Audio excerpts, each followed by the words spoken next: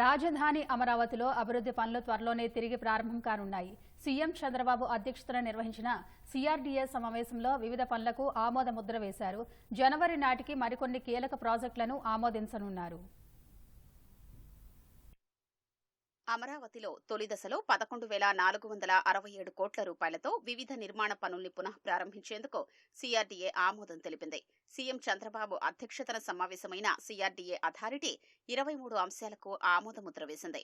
2,498 కోట్ల రూపాయలతో కొన్ని ప్రధాన రహదారుల పనులు, 1,585 కోట్లతో పాలవాగు, కొండవీటివాగు, గ్రావిటేషన్ కాలువల అభివృద్ధి, 3 రిజర్వాయర్ల నిర్మాణం చేపట్టనున్నారు. అఖిల భారత సర్వీసుల అధికారులు, గెజిటెడ్, నాన్ గెజిటెడ్ అధికారులు, క్లాస్ 4 ఉద్యోగుల నివాస భవనాల్ని 3,523 కోట్లతో పూర్తి చేయనున్నారు. భూములిచ్చిన రైతులకు కేటాయించిన లేఅవుట్ల అభివృద్ధి పనుల్ని 3,859 కోట్లతో చేపడతారు. 2019కి ముందున్న టెండర్లు రద్దు చేసి ప్రస్తుత ధరల ప్రకారం కొత్త టెండర్లు పిలవనున్నారు.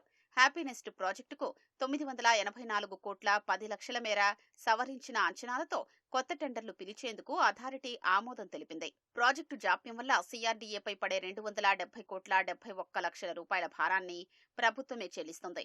ఈ పనుల్లో చాలా వరకు ప్రపంచ బ్యాంకు, ఏడీబీ నుంచి వచ్చే నిధులు వెచ్చించనున్నట్లు మంత్రి నారాయణ వెల్లడించారు.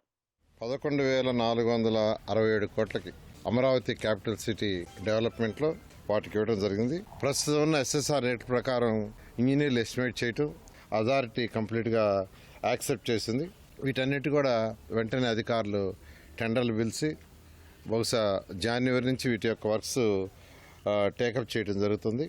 ఐకానిక్ టవర్స్ 5 ఉన్నాయి. అదేవిధంగా అసెంబ్లీ అండ్ హైకోర్టు వీటికి కూడా యాక్చువల్గా టెండర్లు అయినాయి. డిజైన్ చేసే వాళ్ళకి వాళ్ళు కూడా బహుశా ఈ యొక్క డిసెంబర్ 15 లోపల వాటి యొక్క డిజైన్స్ని సంబంధించిన ఎస్టిమేషన్స్ ఇస్తామన్నారు. అది కూడా ఇవ్వగానే వాటిని కూడా అథారిటీ మీటింగ్లో ఈ నెలాఖరు లోపల అంటే డిసెంబర్ నెలాఖరు లోపల పెట్టి వాటిని కూడా అప్రూవ్ చేసి టెండర్ పిలవటం జరుగుతుంది. ఆ రోజు 2014-19లో ఏదైతే రైతులకు ప్రామిస్ చేసామో ఈ రాష్ట్రం యొక్క ప్రజలకి 5 కోట్ల మంది ప్రజలకు ఏదైతే ప్రామిస్ చేస్తే అది ఖచ్చితంగా 100% రాబోయే 3 సంవత్సరాలు పూర్తి చేయడం జరుగుతుంది.